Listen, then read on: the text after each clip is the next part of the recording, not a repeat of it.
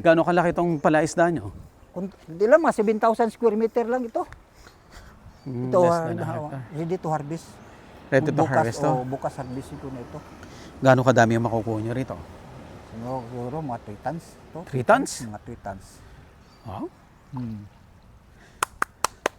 So, dali nyo doon sa ibang branches. Tapos may ibang buyer din. Mayroong buyer nga ng kuan, pero ang kuan ko, yung restaurant na lang ang ano, yung principal nga Priority. priority. Kasi uubos man kami ng kuan, mga siguro mga 700 kilos a week. Oh? Nga. So, pwedeng hindi mo harvestin lahat. Kunin mo muna yung 700. Next week na lang ulit yung 700. Hindi kayo na problema ng ano kung... Ano yung problema ng sa ako, wala ang problema ako ng buyer kasi Kaya nyo ubusin. kaya maubusin doon sa kuan, sa restaurant. Yung 3 restaurant po. Sir, hindi ba mahirap maghito? Mahirap kung wala kang buyer. Kung wala kang buyer. Okay. Madali man lang Yung pag-aalaga mismo, madali lang. Madali. O kasi expert na. Matagal nyo nang ginagawa to. 1997. Since 1997 pa ginagawa na nila 1997. Sir Loloy ito. So parang mani-mani na lang to.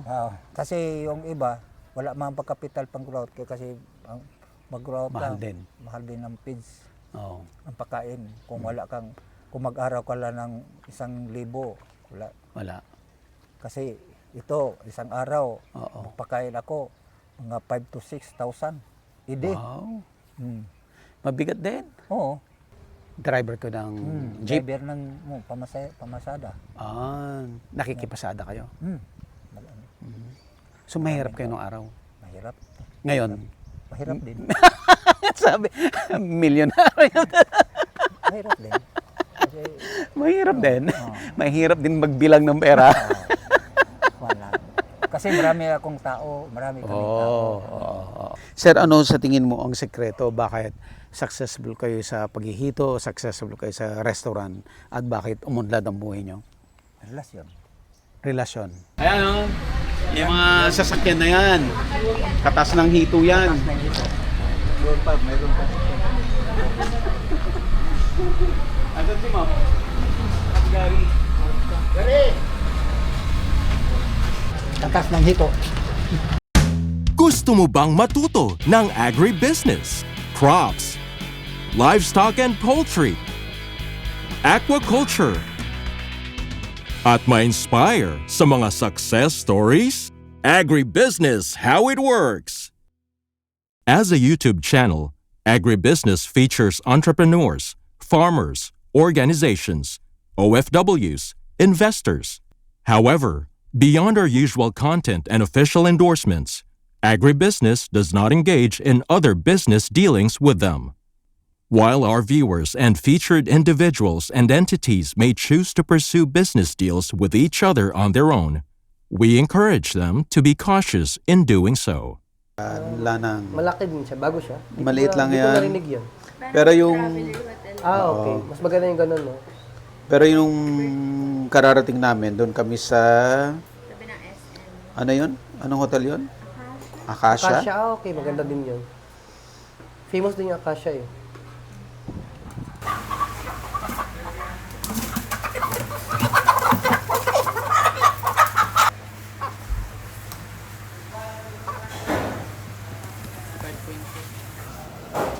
One, two, three, four, 16.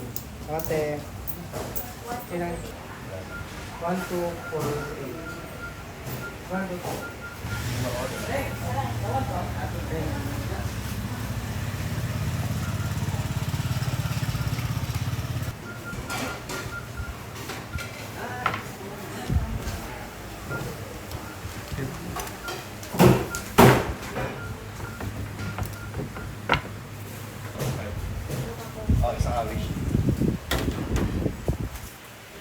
At least nakatulong ka ng farmers dito.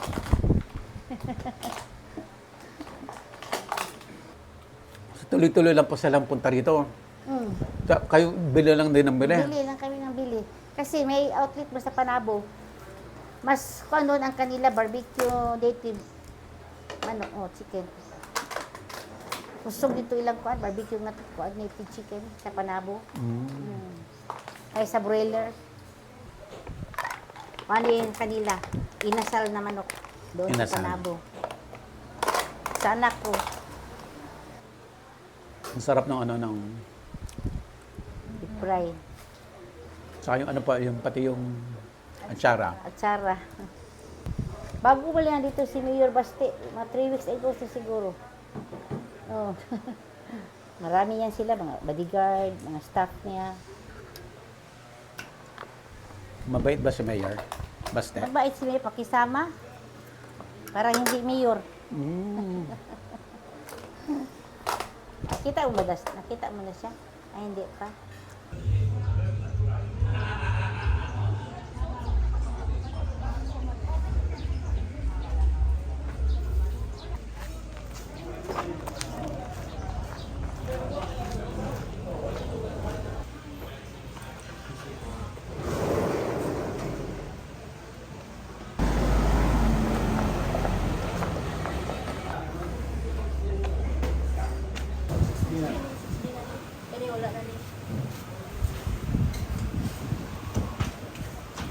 After, 6, 11. Wala na, half tinola lang kulang. Pag na 6A, I have tinola pod. Abot-abot na. Panya, 6A. Oh.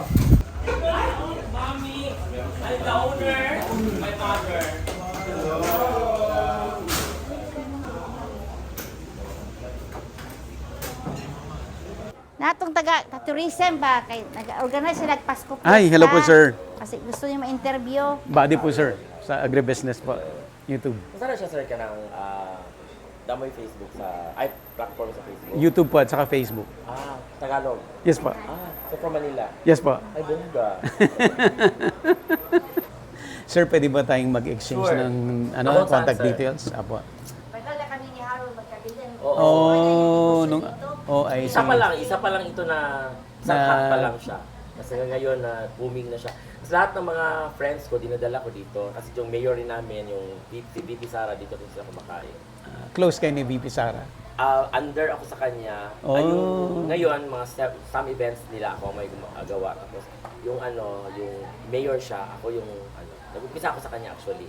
Later part lang ng tatay niya. Pero yung tatay niya, kasi sa ABS-CBN man ako nag-work before. Talaga? Oo. Sa Manila? Sa region? Sa Manila ako sa RTVRN.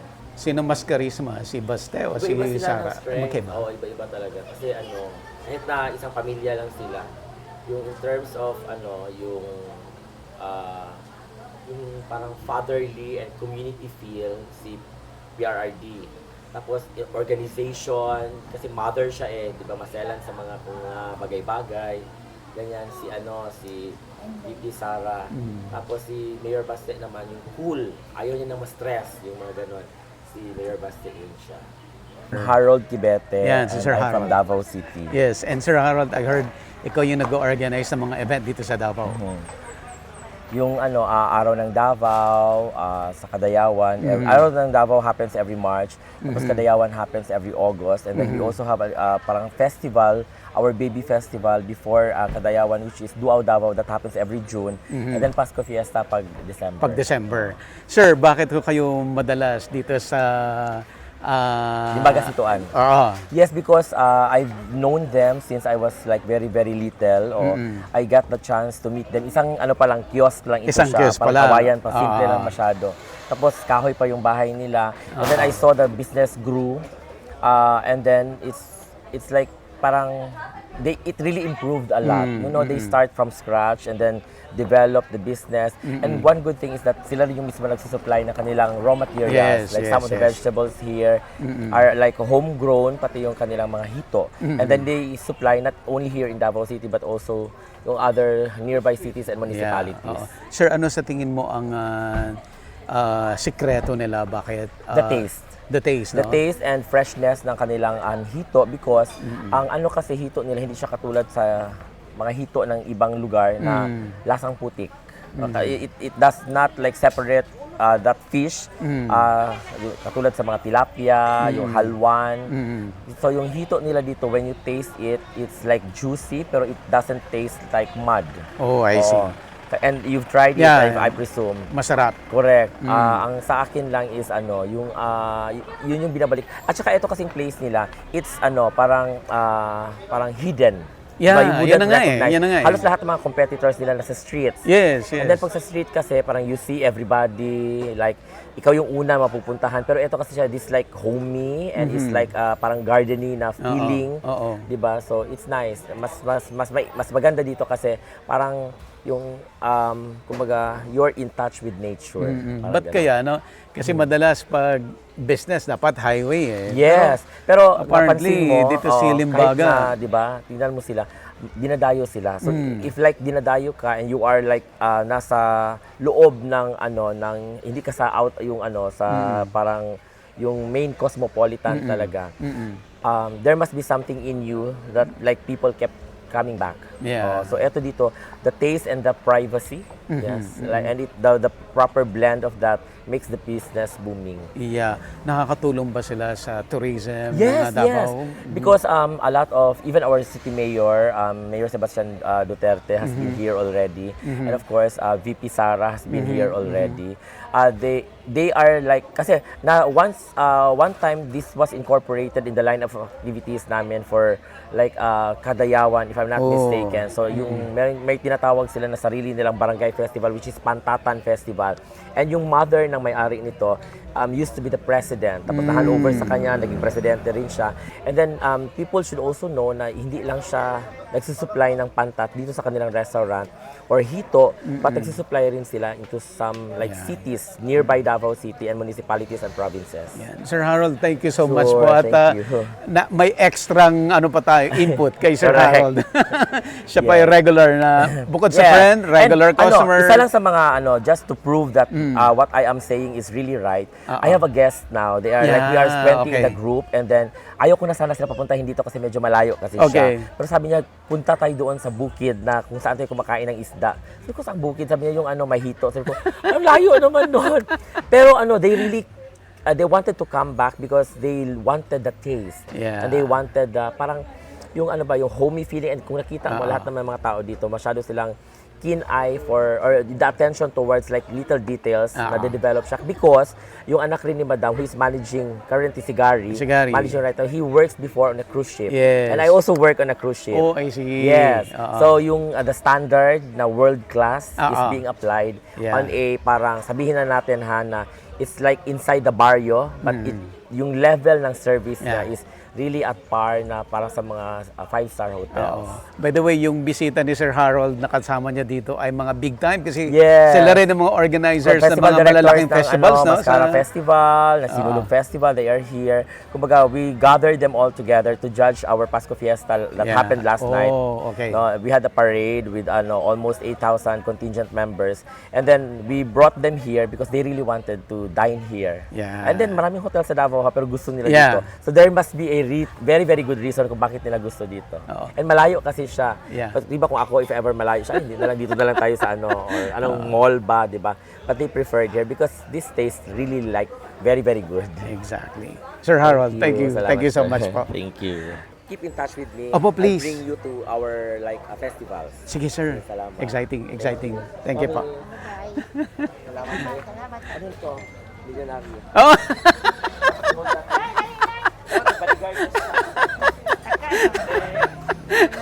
Binuking ka na, ma'am.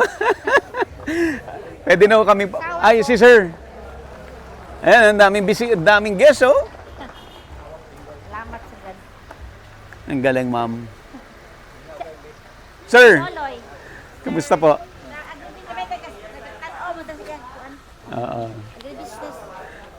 Ikaw na uban sa fish pan, Loy. Samahan niyo mo kami sa fish pond? Apo. Pwede na ho ba tayo pumunta ngayon? Sige po. Sir Lolo, ikaw ang nagmamanage ng palaisdaan? Oo. Kulang. Kaya pa rin? Kaya pa. Ilan taon na ho ba kayo? 66. 66? Malakas pa, sir. Patat pa. Kaloy sa Panginoon. Opo. Wala pang maintenance. Wala bang maintenance? 66? Hindi nyo inakala na ganyan lalaki yung restaurant niyo. Pero wala man kami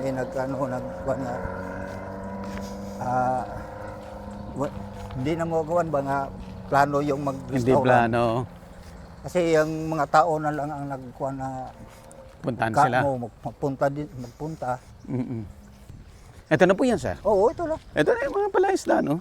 Kalapit. Pero hindi maglabas ngayon kasi umaga, Ah, kain sila ng umaga. Ngayong init na, wala na. Nagsitago naman ito sir, sila. sa inyo rin to. Oh, ito. Oh, maliit pa yon. Ito, maliit pa to. Maliit pa. Ito mga maliit pa. Yung harvestion ko doon, oh. So, wala nang siradong kuhan. Bawa ta kadala. Hindi tayo nakadala ng feeds ba? Opo. Ito, malaki. Ito, kubo nyo to. Oh, yung Kubo mga, ng tao nyo? mga tauhan ko. Ilan ho tauhan nyo dito sa farm? Isa lang, mag-harvest, mag-hire ako ng 5, Oh. 3. Pero nag-maintain, isa lang. Mm. Abag-abag lang. Feeds ba? Ganda sa to kung mayroon tang feeds ba? Kasi maglabas ito. Laki rin ah. Gano'ng kalaki itong palaisda nyo? Hindi lang, mga 7,000 square meter lang ito. Ito, Less than a hectare. ready to harvest. Ready to harvest to? Bukas harvest ito na ito. Gano'ng kadami yung makukuha nyo rito? Siguro mga 3 tons. 3 tons? Mga 3 tons. Wow. Hmm. So, dali nyo doon sa ibang branches. Oh, Tapos may ibang buyer din. Mayroong buyer ng kwan, pero ng kwan ko, yung restaurant na lang ang yung principal nga Priority. yung supplier priority. Kasi uubos man kami ng kuan, siguro mga 700 kilos a week. Oh? Yeah. So, pwedeng hindi mo harvestin lahat. Kunin mo muna yung 700. Next week na lang ulit yung 700. Kuan lang magkuha ka ng mga 1 ton. Kasi Opo. meron pa mang walk-in yung magbili. May walk-in pa. May walk-in pa man. Ang galing. Hindi kayo na problema ng kung... Ano yung problema ng sa ako, wala ang problema ako ng buyer kasi kaya nyo ubusin. kaya maubusin doon sa kuan sa restaurant. Yung 3 restaurant po. 3 restaurant. Yung anak ko, meron din siyang kuan nga 15 kapan. Pero ang supplyan niya tagom saka yung kuan na dili banda bukid nun. Nagmukuha sa kanya. Meron ding taga Digos. Doon sa highway, doon sa highway. Yung sa highway, wala man Nasa gilid ka lang ng kalsada, butit hindi sinasandok ito sa gabi. Hindi na sila makaubos. Kung pang ulam lang. Pang-ulam lang, walang problema. Hindi Walang alam problema. Oo. Huwag lang nilang Ubos na isang tonelada. Paano wala na tayong kuan? Wala na tayong matira. Anong feeds po pinapakain niyo rito? Hulo feeds ang kuan brand. Saan galing yun? Meron ding IDM. Ang mga local yan, local na feeds. Oo. Nung una yung kuan Vietnam feeds. Vietnam? Imported? Imported kasi ngayon naggawa naman sila ngayon ng kuan ng local naman ngayon kasi ang pag-import sa mga ingredients mahal na. Pero mas maganda ang feeds sa Vietnam. Talaga, sir? Maganda. Dali lang 3 buwan pwede mo harvestin. Anong oras ka pumupunta rito? Araw-araw? Dala exercise umaga. Sa isang maga. Dito. Ikot-ikot ka lang dito. Ikot lang, dala exercise. Yan, sir. Tapos, pag naikot, uwi na. Uwi na. Ito, sunod mga Punta natin, sir. sunod bulan. Eto. Oo. So talagang nakaprogram na po yung hito ni sir Oo, nakaprogram para na. tuloy-tuloy may panggamit sa restaurant. Panggamit lang sa restaurant. Galing? Ito, mga kuhan ito, mga 5:1. 5 peraso, 1 kilo. 1 kilo. So, 1 buwan pa to. Mga 1 buwan pa. Then harvest na. Harvest. Doon pa po siya, kasi, every week, Sir, hindi ba mahirap maghito? Mahirap kung wala kang bayar. Kung wala kang buyer. Okay. Madali man lang buhay. Yung pag-aalaga mismo madali lang. Oh, madali O lang. kasi expert na. Matagal nyo nang ginagawa to. 1997. Oh, since 1997 pa ginagawa na nila 1997. Sir Loloy ito. So parang mani-mani na lang to Oo. sa inyo, no? Nung Pero- una, kami pa nag-hatch. Ako pa nag-hatch. Oh. Breeding. Yung nag-breeding. Hatchery. Oh, hatchery. Tapos, Pagkatapos, kuha na, ngayon, naman, tamada kasi marami namang alam Mag-breed. mag-breed. Mag-hatchery. Magbili ka na lang kasi bili ka na lang. Mas madali. mas madali. Kasi yung iba, wala mang pagkapital pang growth kasi ang mag-growth Mahal lang, din. mahal din ng feeds, Oh. ang pagkain. Kung wala kang, kung mag-araw ka lang ng 1,000, wala. Wala. Kasi ito, isang araw, Oo. magpakain ako, mga 5 to 6,000 a day. Wow. Hmm. Mabigat din. Oo, mabigat kung wala kang income, wala kang kwan. Kasi naka-support naman yung restaurant. Mm. Pero nung una, pag nagkuhan pa, nag-school pa ang mga bata, Oh. Hirap din. mahirap. Kasi puro college. Buti tinuloy-tuloy mo kahit mahirap ito nung araw. Ah, wala mang kwan, wala mang ibang kwan kasi Kabuhayan. pag-drive lang kabuhayan ko. Driver ko ng jeep. Driver ng pamasada. Nakikipasada kayo. Mag- So mahirap kayo nung araw. Mahirap. Ngayon, Mahirap din.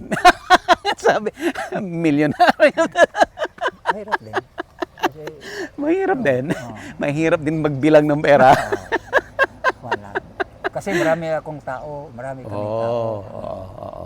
May pamilya pa. Mm-mm. Yung minimum ang sahod, may Madami 13 kayo. month pa. Ilan ang tao mo dito sa farm? Sa farm, mga isa o mag-harvest, Oo. ay 5. 5. Oo. Oo. Pero ang mag-maintain, isa lang. Sa restaurant madami. Sa restaurant, marami kasi marami mang customer. Doon, kita mo mga customer. Puro de kotse. Puro di kotse. May panahon-panahon pa na nga, mga isang grupo, 80 ka tao. Oh. May magsabay-sabay, wala nang kaparkingan. At itong noong Biyernes, Oo. walang kaparkingan halos. Sir, ano sa tingin mo ang sekreto bakit successful kayo sa paghihito, successful kayo sa restaurant, at bakit umunlad ang buhay nyo? Relasyon. Relasyon. Relasyon sa mga customer, sa mga tao mo. Mhm. Kasi kung hindi ka marunong magkigrelasyon, Mm-mm. malayo sa highway. Malayo sa highway. Tama. Yan nga ang ano Hindi doon. hindi sila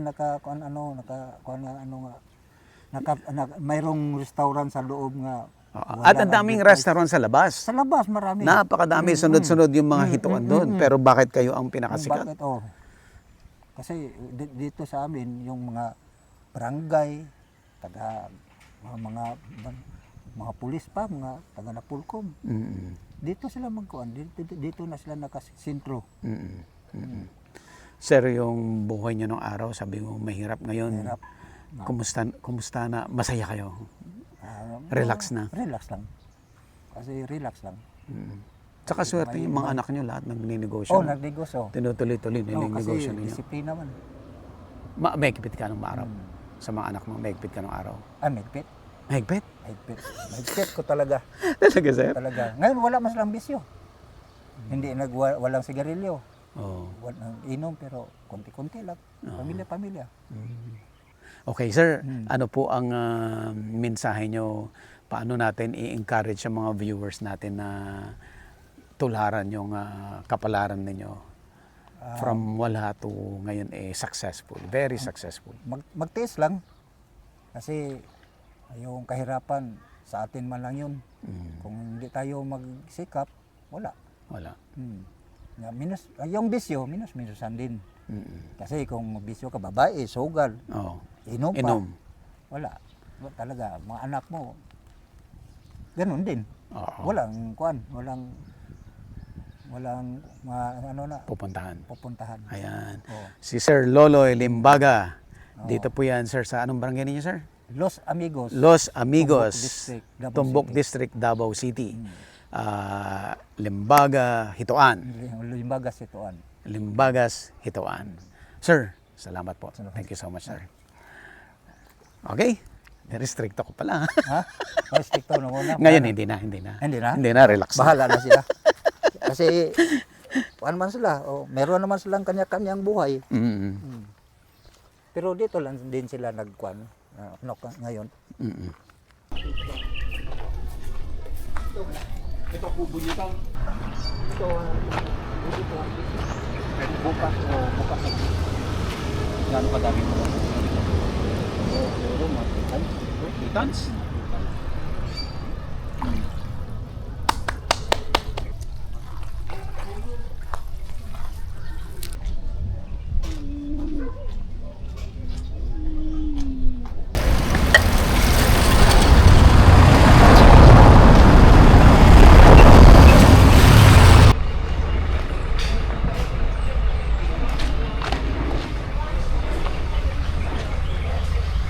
Ayan o. Yung mga sasakyan na yan. Katas ng hito yan. Doon pa, mayroon pa. Asan si Ma'am? Gary. Tatas ng hito. Okay, ganihan, hindi pa nakabihis.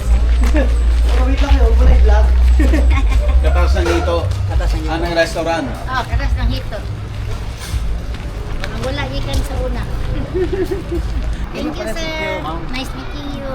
Thank you po. Balik-balik kayo. Hi, King. Pasya kayo soon. Opo, pag nasa Opo. Davao kami, Kadayawan. kamasyal po kami. Opo. May Kakain durian kami na yan. dito pag Sige. mga lagi naman kami dito.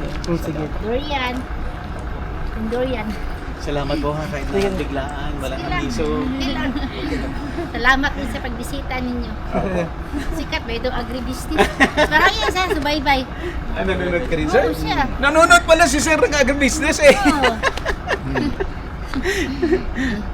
Okay. Sige, Salamat po. Thank you. Salamat po. Bye. Ingat kayo. Ingat. Bye. Saan mo ba sa ano?